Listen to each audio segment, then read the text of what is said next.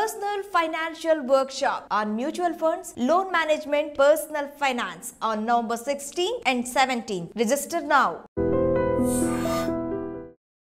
Hi hello నమస్తే welcome back to iDream Media. ఈరోజు మనతో ఉన్నారు AMFI certified mutual fund distributor అలాగే క్యూపీఎఫ్పీ అయిన రమేష్ పసుపులేటి గారు. ఈరోజు మనం కొత్త కరెన్సీ గురించి మాట్లాడుకుందాం. అదేదో కాదు, ఇప్పుడు వరకు మనం డిఫరెంట్ స్టాక్ మార్కెట్ అనలిటిక్స్ గురించి, వాటి అప్డేట్స్ గురించి, మ్యూచువల్ ఫండ్స్ గురించి రమేష్ పసుపులేటి గారు మాటలు విన్నాం. అయితే ఈ రోజు ఎపిసోడ్లో ఒక కొత్త విషయం గురించి మీరు వినబోతున్నారు. అదేంటో చూద్దాం. నమస్కారం సార్. నమస్తే అండి. సార్, క్రిప్టో కరెన్సీ చాలామందికి, ఇండియాలో ఉన్న వాళ్ళకి దీని మీద చాలా తక్కువ అవగాహన ఉందనే చెప్పాలి. అండ్ ఇంకో విషయం ఏంటంటే, కొద్ది అవగాహన ఉన్న వాళ్ళు, ఇన్వెస్ట్ చేసిన వాళ్ళలో ఎక్కువ పర్సెంట్ నష్టపోయిన వాళ్ళే ఉన్నారు. బట్ అబ్రాడ్లో చూసిన, ఈవెన్ క్రిప్టో కరెన్సీలో డిఫరెంట్ కరెన్సీస్ గురించి చూసిన, ఎథీరియం కానీ లేకపోతే బిట్ కాయిన్, ఇంకా డిఫరెంట్ వాటిలో లాభాలు వస్తే మాత్రం కోట్లలో లాభాలు సంపాదించామని చెప్పుకునే వాళ్ళు ఉన్నారు. దాన్ని ఎలా ఖర్చు పెడతారో, ఏం చేస్తారో ఎవరికి తెలియదు. కానీ ఓవరాల్గా ఈ స్టోరీ గురించి మాకు ఎక్స్ప్లెయిన్ చేస్తారా? డెఫినెట్గా అండి. ఇది మనకి బిట్ కాయిన్ అనేది యుఎస్లోనే స్టార్ట్ అయింది 1995లో. సో నొకోమా అని ఒక పర్సన్ స్టార్ట్ చేశాడు ఇది. సో అప్పుడు ఏంటంటే అతని ఉద్దేశం ఏంటంటే, ఒక కరెన్సీ ఉంది ఇప్పుడు ప్రస్తుతానికి ట్రేడ్, అప్పటికి ఎక్కువ ట్రేడ్ అవుతుంది కూడా డాలర్. ఓకే. సో వరల్డ్లో మనం ఏది కొనాలన్నా, ఇంపోర్ట్ చేయాలన్నా, ఎక్స్పోర్ట్ చేయాలన్నా కూడా ఇప్పుడు కూడా ఉంది డాలరే. అయితే ఈ డాలర్కి ఏంటంటే ప్రాబ్లం ఏంటంటే ఎక్స్చేంజ్ రేట్ పడుతుంది. సో మార్చినప్పుడు దానికి ఎక్స్చేంజ్ ఛార్జెస్ పడతాయి, బ్యాంక్ ఛార్జెస్ ఉంటాయి. సో ఇలాంటి ఎక్స్చేంజ్ రేట్ ఛార్జెస్ ఉంటాయి. కాబట్టి వీటన్నిటిని తగ్గించడం కోసం ఒక యూనిక్ కరెన్సీ ఉండాలి, దీనికి బ్యాంక్ ఇన్వాల్వ్మెంట్ తక్కువ ఉండాలని చెప్పేసి ఒక కరెన్సీ తీసుకొచ్చారు, బిట్ కాయిన్ అనేసి. కాకపోతే అదొక block chain. So block chain create చేసుకుంటూ వెళ్తారు, క్రియేట్ చేసుకుంటూ వెళ్ళి అందులో ట్రేడ్ చేస్తున్నారు చాలామంది. సో మన ఇండియాలో అయితే అది ఇల్లీగల్, యుఎస్లో చేస్తున్నారు. ఈ బ్లాక్ చైన్ అనేది ఎలా వివరించవచ్చు అంటారు? డెఫినెట్గా అండి. అంటే ఇది ఒక ఇన్ఫర్మేషన్, ఒక గ్రూప్ ఆఫ్ ఇన్ఫర్మేషన్ కలిపి ఒక బ్లాక్ అంటారు. సో ఇది ఒక కొత్త వాళ్ళు వచ్చినప్పుడు దానికి సంబంధించిన ఇన్ఫర్మేషన్, మెమొరీ అంటారు. ఇది ఒక మెమొరీ దానికి సంబంధించిన డాటా మొత్తం కలిపి యాడ్ చేసుకుంటూ వెళ్ళిపోతారు బ్లాక్స్. దీనికి ఒక కాయిన్ పేరు పెట్టుకుంటారు. ఇప్పుడున్న కాయిన్స్ ఏమున్నాయంటే బిట్ కాయిన్ ఉంది, ఎథీరియం ఉంది, తర్వాత రిప్పెల్ ఉంది, ఇంకోటి ఫేమస్, ఇప్పుడు బాగా ఫేమస్ అవుతుంది డోగ్ అని ఒకటి ఉంది. సో డోగ్ అంటే ట్రంప్ది. Okay. Trump plus Elon Musk దగ్గర ఎక్కువ ఉన్నాయంటున్నారు. సో ఈ డోగ్ అందుకని ఇప్పుడు బాగా పెరుగుతుంది. ఏంటంటే డోగ్ పెరుగుతుంది, పోల్ అని చాలా కంపెనీస్ ఇప్పుడు ఇలా ఎన్ని ఉన్నాయంటే లెక్క కూడా లేవు. ఇందులో ఇన్వెస్ట్ చేయడం ఎలాగా, అండ్ ఇందులో డబ్బులు ఎలా క్రియేట్ అవుతాయి అంటారు అసలు? ఇదండి, ఇది యాక్చువల్గా షేర్ మార్కెట్ లాగే demand and supply. So overall ఉన్న బిట్ కాయిన్స్ ఎంతంటే ఓన్లీ 21 మిలియన్. ఓకే. సో వీటిలో లిక్విడిటీ తక్కువ ఉంటుంది.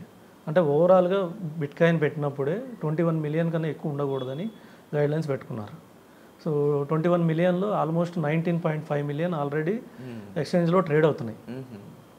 సో మనకు తెలిసిందే ఎలాన్ మస్క్ దగ్గర ఒక 1 మిలియన్ ఉన్నాయని అంటున్నారు. 21 మిలియన్లో 1 మిలియన్ ఎలాన్ మస్క్ దగ్గర ఉన్నాయని.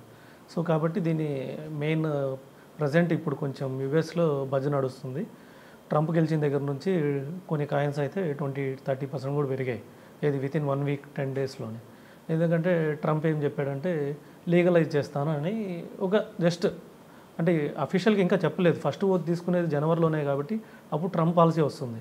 ఇంతకుముందు ర్యాలీస్లో, ఎలక్షన్ ర్యాలీస్లో నేను బిట్ కాయిన్ని కూడా రెగ్యులైజ్ చేస్తానని చెప్పాడు. చేస్తే ఎవరైతే ఇప్పుడు బిట్ కాయిన్ ఉన్నారో వాళ్ళు బాగా రిచ్ అవుతారని చెప్పేసి. కాకపోతే ఏమైందంటే ఇది ఆల్రెడీ పెరిగిపోయింది, ఇప్పుడే పెరగలేదు. ట్రంప్ లాస్ట్ టైం వచ్చినప్పుడు 2016లో కూడా 50% పెరిగింది బిట్ కాయిన్. మళ్ళీ ఎలక్షన్ వచ్చే టైంకి 40% పడిపోయింది. అలాగే బైడెన్ వచ్చినప్పుడు కూడా 70-80% కూడా పెరిగింది బిట్ కాయిన్. మళ్ళీ రీసెంట్ లోస్ చూస్తే దాదాపు 90% పడిపోయింది. అంటే ఇందులో ఇన్వెస్ట్ చేయడం అంటే సేమ్ స్టాక్స్లో ఇన్వెస్ట్ చేసిన విధంగానే బిట్ కాయిన్ ఇన్వెస్ట్ చేస్తూ ఉంటారంటారా? అంతే. మైనింగ్ అనే పదం వాడుతూ ఉంటారు. ఈ మైనింగ్ అంటే ఏంటి? అదే అండి, మైనింగ్ అంటే వాళ్ళ ఉద్దేశం ఏంటంటే ఈ మెమొరీ సేవ్ చేయడం. ఓకే. సో దానికి సంబంధించిన బ్లాక్ చైన్స్ ఉంటాయి, వాటి మెమొరీ. సో ఏదైనా ఇన్ఫర్మేషన్ని సేవ్ చేయడాన్ని మెమొరీ అంటారు. సో వాటిని బ్లాక్ చైన్స్ క్రియేట్ చేయడం అంటారు. సో ఇవి వచ్చేసి అంత ట్రాన్స్పరెన్సీ ఉండరు, వాళ్ళు ఏ మెమొరీ సేవ్ చేస్తున్నారు ఏదని మనకు చెప్పరు. ఎందుకంటే అది ఎక్కడ లిస్ట్ కాలేదు, ఎక్కడ ఆథరైజ్డ్ కాదు. అందుకని దీన్ని బ్లాక్ మార్కెట్ అని కూడా అంటున్నారు. సో ఇంకోటి ఏంటంటే చాలామంది ఇల్లీగల్గా వాడుతున్నారు డ్రగ్స్కి, లేకపోతే యుఎస్లో వాటిలో అయితే ఆఫ్రికన్ కంట్రీస్ మెయిన్ కిడ్నాప్స్కి, లేకపోతే అదే ఇల్లీగల్ యాక్టివిటీస్కి బిట్ కాయిన్స్ని ఎక్స్చేంజ్ చేసుకుంటారని తెలిసింది. సో ఫ్యూచర్లో ఇది రెగ్యులైజ్ అయితే అప్పుడు దీని గురించి మనకి పూర్తి ఇన్ఫర్మేషన్ రావడానికి అవకాశం ఉంది. ఇప్పుడు వరకు అయితే దాని గురించి పూర్తి ఇన్ఫర్మేషన్ ఎవరి దగ్గర లేదు.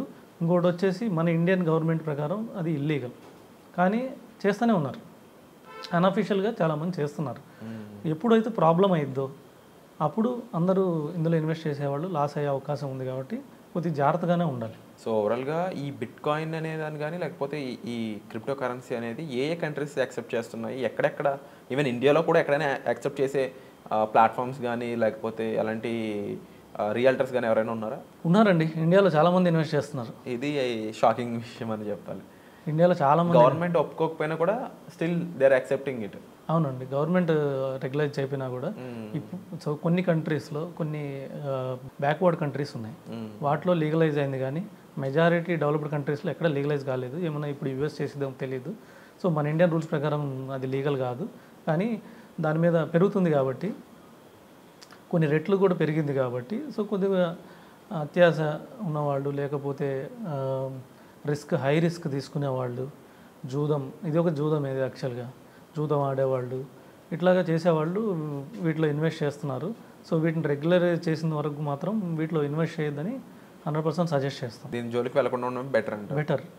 Wonderful sir. సో ఓవరాల్గా చూసుకున్నట్లయితే ఈ క్రిప్టో కరెన్సీ అనేది ఎక్కువ మందిని అట్రాక్ట్ చేయడానికి గల రీజన్ కూడా మీరు చెప్పినట్టు తక్కువ, అంటే కేవలం $121 million ఉండడం, అంటే తక్కువ ఉన్నప్పుడు ఎక్కువ ట్రేడ్ అవ్వడం, ఆ టైంలో డిమాండ్ ఎక్కువ అవడం, వేరే కంట్రీస్లో ఎలాన్ మస్క్ లాంటి పర్సన్స్ దీన్ని ప్రమోట్ చేయడం అనేవి మేజర్ రీజన్స్గా కనిపిస్తూ ఉన్నాయి. బట్ సమ్హౌ సెక్యూరిటీ వైజ్ చూసినప్పుడు దీంట్లో చాలా లూప్ హోల్స్ ఉండడం కానీ, అండ్ అదర్ దెన్ గవర్నమెంట్స్ కూడా వీటిని యాక్సెప్ట్ చేయకపోవడం అనేది రీజన్స్ మీద చూసుకున్నప్పుడు వీటిలో ఇన్వెస్ట్ చేయడం కంటే కూడా బెటర్ అదర్ అసెట్స్ మీరు చూస్ చేసుకోవడం అనేది బెటర్. అలాంటి అసెట్స్ ఏమున్నాయి, వాటిలో ఎలా ఇన్వెస్ట్ చేయొచ్చు, ఇన్వెస్ట్ చేయడం ద్వారా మీరు ఎంత రిటర్న్స్ సంపాదించవచ్చు, ఇవన్నీ కూడా మీరు డీటెయిల్స్ తెలుసుకోవాలనుకున్నట్లయితే display of the numbers call చేయడం ద్వారా మీరు రమేష్ పసుపులేటి గారిని డైరెక్ట్గా కలిసి మాట్లాడవచ్చు, పర్సనల్ అపాయింట్మెంట్స్ బుక్ చేసుకోవచ్చు.